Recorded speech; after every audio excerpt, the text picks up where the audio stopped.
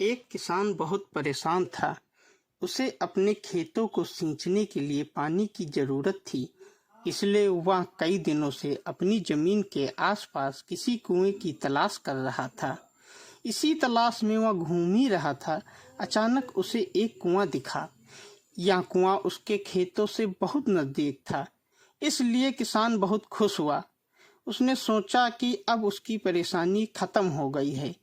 यह सोचकर वह खुशी खुशी घर चला गया।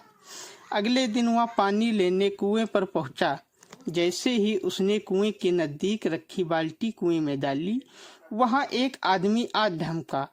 वह किसान से बोला, यह कुआं मेरा है, तुम इससे पानी नहीं ले सकते। अगर तुम इस कुएं से पानी लेना चाहते हो तो तुम्हें इस कुएं को खरीदना होगा।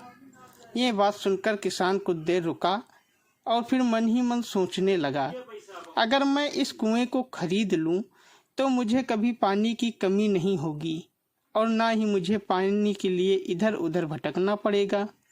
फिर क्या था, दोनों के बीच एक रकम तय हुई।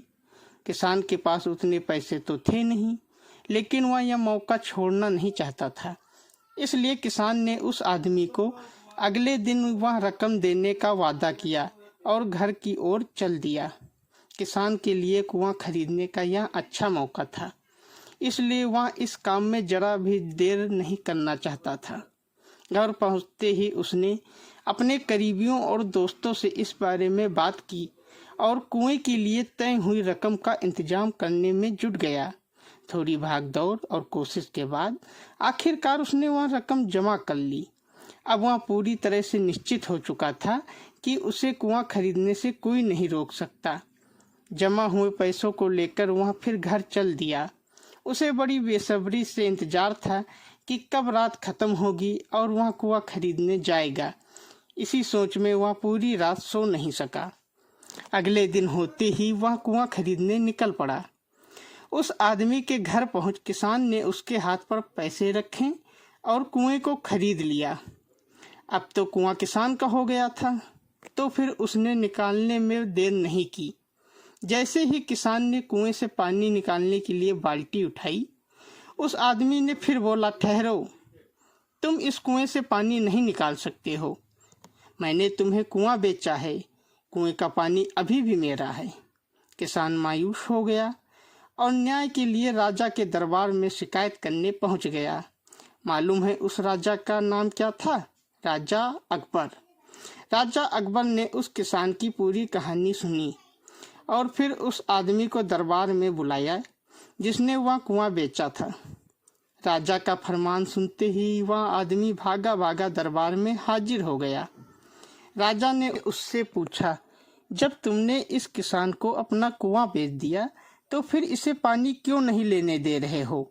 आदमी बोला, महाराज, मैंने इसे केवल कुआं बेचा था, पानी नहीं।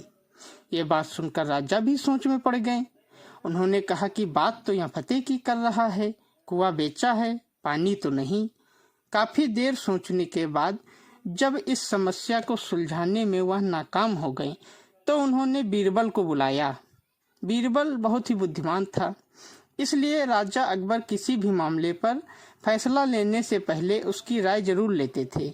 बीरबल ने एक बार फिर दोनों से उनकी समस्या पूछी।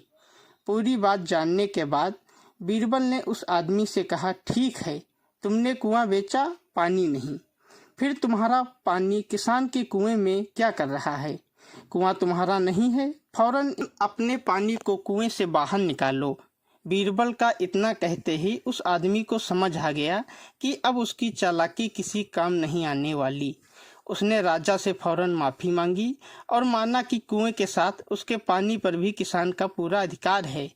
यह देखकर राजा अकबर ने बीरबल की बुद्धिमानी की तारीफ की और कुआं बेचने वाले आदमी पर धोखेबाजी के लिए जुर्माना लगाया।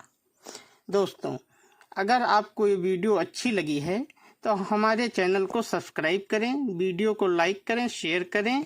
धन्यवाद।